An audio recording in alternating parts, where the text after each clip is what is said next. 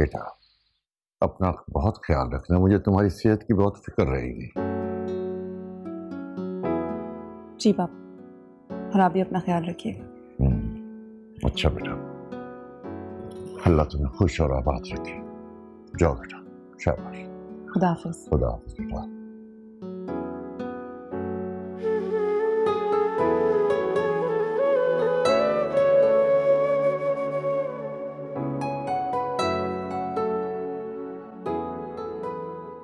अल्लाह का शुक्र है वो माहा इस घर से दफा हो गई। पूरे घर का सुकून बर्बाद करके रख दिया उसने। पता नहीं क्या तावीज करती है अपने बाप पर, उसके अलावा इन्हें कुछ और दिखता ही नहीं है।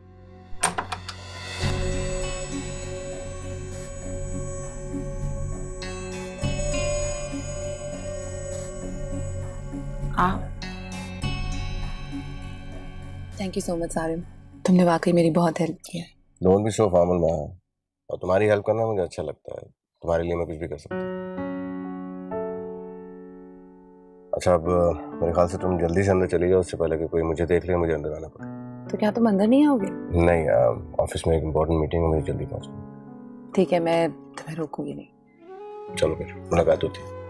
खुदा हाफिज। खुदा हाफिज।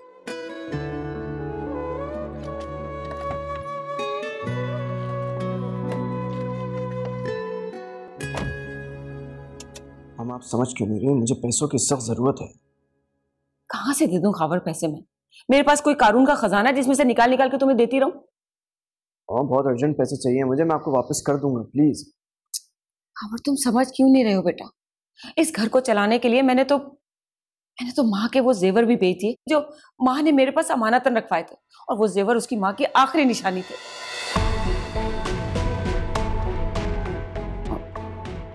माँ, तुम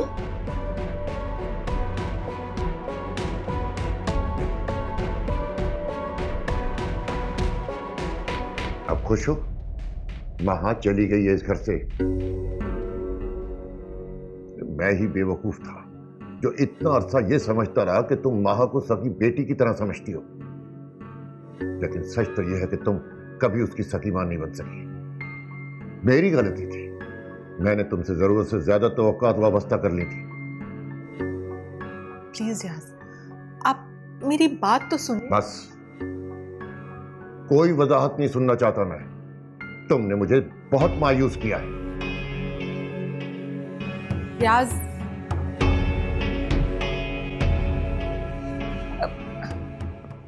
माँ, मेरी बात समझने की कोशिश करो बेटा। मैं तुम्हें सब बताती हूँ। दरअसल तुम हमारे घर के हालात तो जानती हो ना बेटा। तुमसे कुछ छुपा हुआ तो है नहीं। अब वो हुआ कुछ यूं था कि अचानक से बहुत सारे पैसों की जरूरत थी और कुछ समझ नहीं आ रहा था। इसका बिजनेस भी सारा डूब चुका है और इनके पापा के पास भी कुछ नहीं है, तो मुझे और कुछ समझ नहीं आया, तो मैंने वो जेवर बेच दिए। बेटा तुम समझ रही हो ना मैं क्या कह रही हूँ? अब तुम देखो कि इसके पापा हार्ट पेशेंट हैं और उनकी दवाइयाँ बहुत महंगी आती हैं, और फिर इस घर में सब भूखे भी तो नहीं रह सकते थे ना। बस यही सारी मजबूरियां देखते हुए मैंने वो तुमसे पूछे बगैर वो जेवर बेच दिए। मम्मी, आप एक दफा मुझसे पूछ तो लेती। वो जेवर मेरी माँ के थे, उनकी आखिरी निशानी थे मेरे पास। और अब तो पापा ने बिजनेस और प्रॉपर्टी भी मेरे नाम पर कर दी। एक दफा पूछ तो लेती। खावर, माँ को उसके रूम में लेके जाओ। खावर, माँ को रूम में लेके जाओ बेटा। जाओ माँ, तुम रेस्ट करो अपने कमरे में जाके। खावर, हाँ आओ। जाओ बेटा। चलो।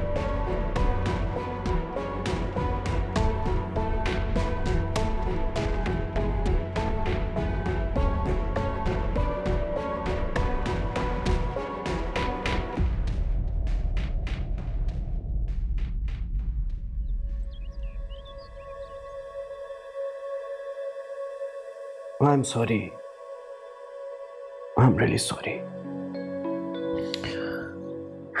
पता नहीं मुझे क्या हो जाता है यार।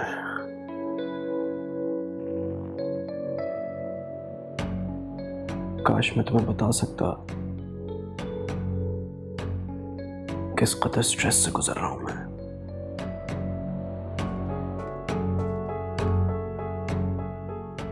अगर तुम अपने आप को मेरी जगह पर रख के सोचो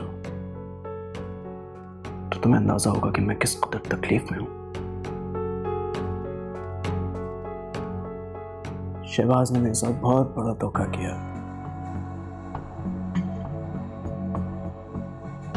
मैं किसी सूरत इस सदमे से बाहर नहीं आ पा रहा हूं। क्या करूं? मेरे पास और कोई चॉइस भी नहीं है।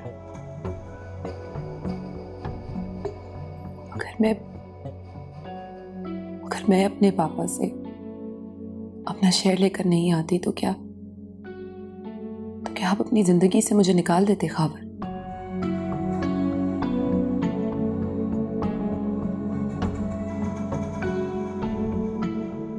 मैं एक बार फिर तुमसे माफी मांगता हूं। सॉरी। मैं चाहता हूं तुम आराम करो। मामा से कहता हूं तुम्हारे लिए फ्रेश जूस बना।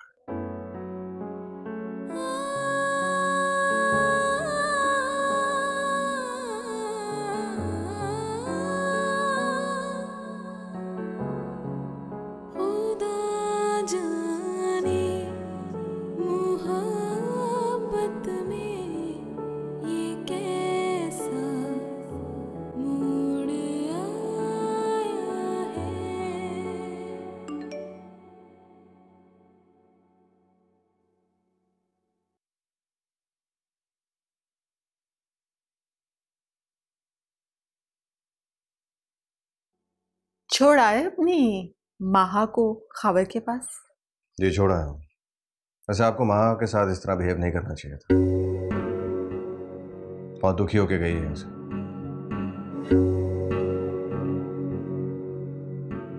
हाँ भाई, तुम्हें माहा से हमदर्दी नहीं होगी तो फिर और किससे होगी? तुम्हारी चहेती जो है। हाँ, आज भी तुम उससे कितनी मोहब्बत करते हो।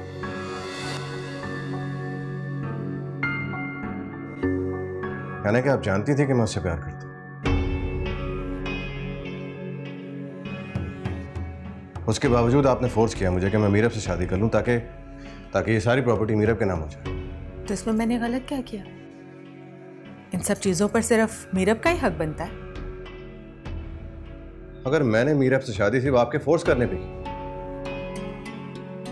तायाजान के एहसानों तले दबा था इसलिए मैंने उससे शादी की, वरना मीरब से मैं कभी शादी नहीं करता। मीरब से शादी करके तुमने हम पर कोई एहसान नहीं किया।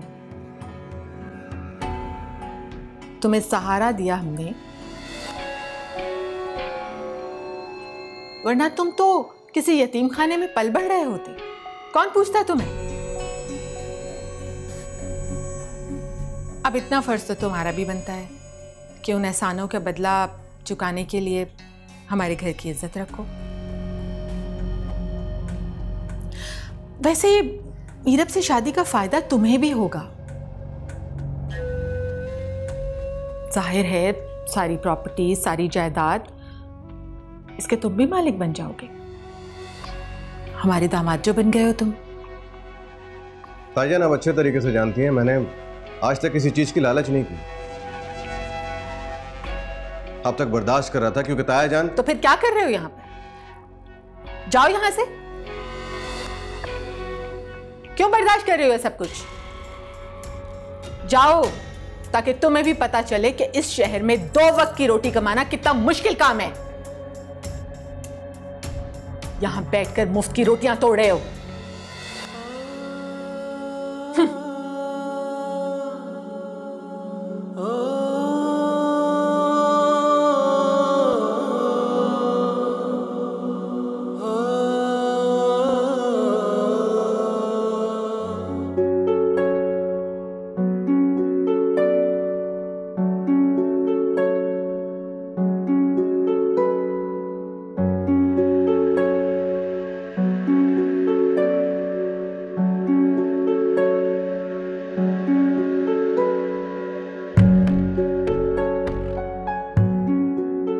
आज भी तुम उससे कितनी मोहब्बत करते हो। कहने कि आप जानती थी कि मैं उससे प्यार करता हूं, उसके बावजूद आपने फोर्स किया मुझे कि मैं मीरब से शादी कर लूं ताकि ये सारी प्रॉपर्टी मीरब के नाम हो जाए। तो इसमें मैंने गलत क्या किया? इन सब चीजों पर सिर्फ मीरब का ही हक बनता है। अगर मैंने मीरब से शादी सिर्फ आपके फोर्स करने पे की, ताईजान के एहसानों तले दबा था, इसलिए मैंने उससे शादी की, वरना मीरब से मैं कभी शादी नहीं करता।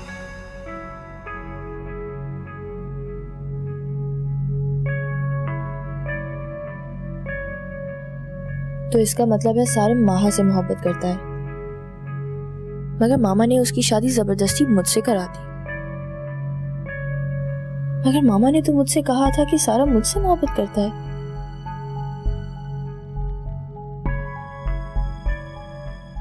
उन्होंने प्रॉपर्टी और बिजनेस मेरे नाम करवाने के लिए मुझसे इतना बड़ा झूठ बोला।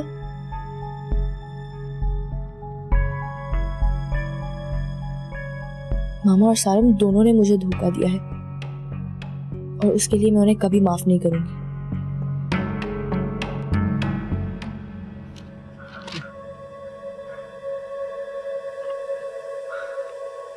ये वो मुझे तो अपनी आंखों पे बिल्कुल यकीन नहीं आ रहा। ये सारी प्रॉपर्टी का मालिक अब मैं हूँ। रिलैक्स करो, रिलैक्स करो। ये जो तुम्हें सब कुछ मिला है ना, ये सिर्फ मेरी वजह से मिला है। ये याद रखना, माहा से शादी करवाई है मैंने तुम्हारी, और सिर्फ इसीलिए करवाई है कि हम मिलकर ऐश करेंगे। अब हमें ही मत भूल जाना तुम। कैसी बातें करती हैं मामा आप, किस तरह की बातें करती हैं आप? ऐसा कभी हो सकता है क्या? ये तो है।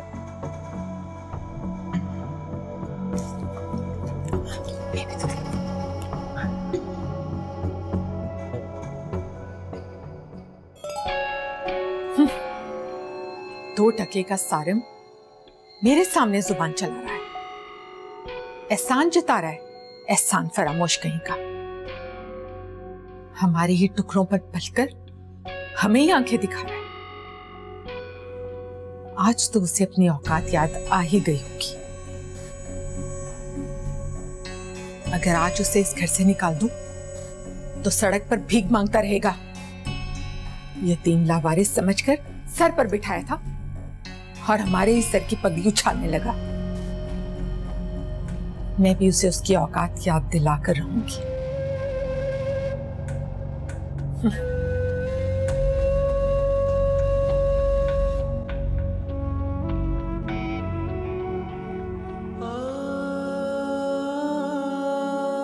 आज भी तुम उससे कितनी मोहब्बत करते हो।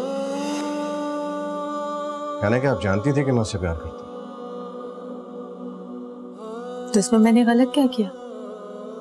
इन सब चीजों पर सिर्फ मीरब का ही हक बनता है।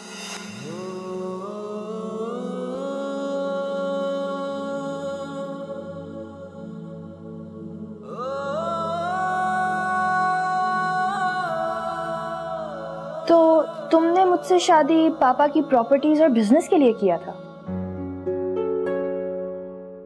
ओ, क्या हुआ? इतने हैरान क्यों हो रहे हो तुम? ये सोच रहे होगे ना कि मुझे ये सब बातें कैसे पता चली? वो इसलिए क्योंकि मैंने तुम्हारी और मामा की सारी बातें सुन ली है।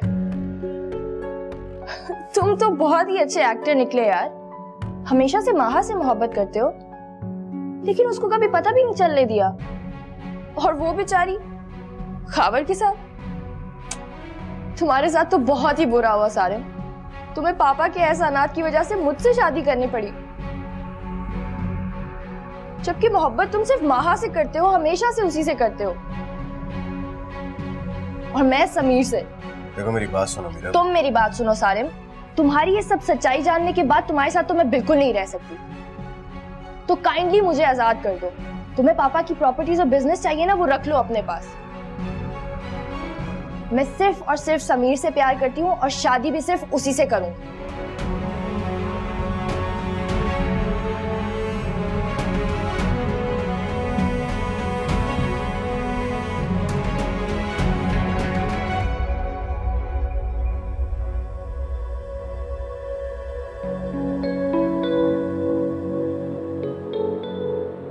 माँ शायद अब तक मुझसे नाराज हो, लेकिन मैं माह को मना लूंगा। वो ज्यादा दिन तक मुझसे नाराज नहीं रह सकती। खावर के नजदीक सिर्फ दौलत और प्रॉपर्टी की अहमियत है, हमारे रिश्ते की नहीं। तभी तो इतनी आसानी से उन्होंने मुझे घर वापस आने के लिए मना कर दिया।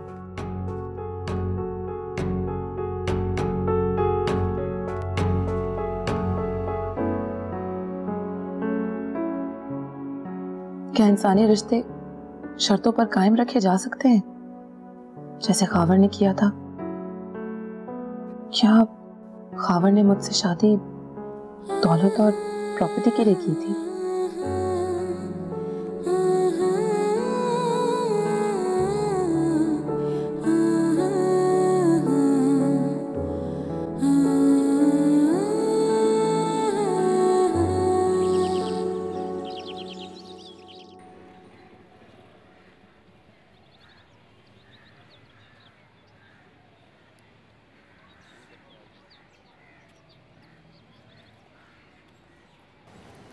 आप यहाँ आए?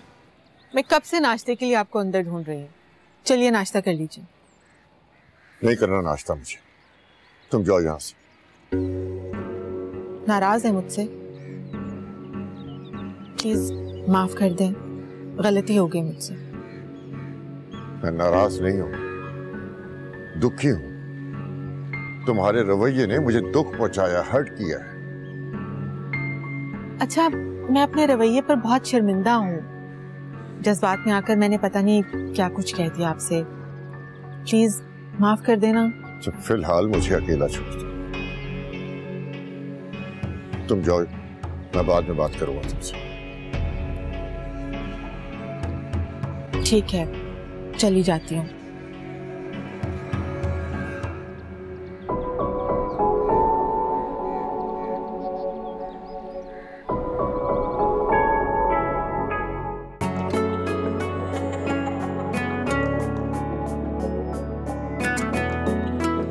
नैनों से नैनों का रिश्ता है बरसों का, ये है जियो कहानी।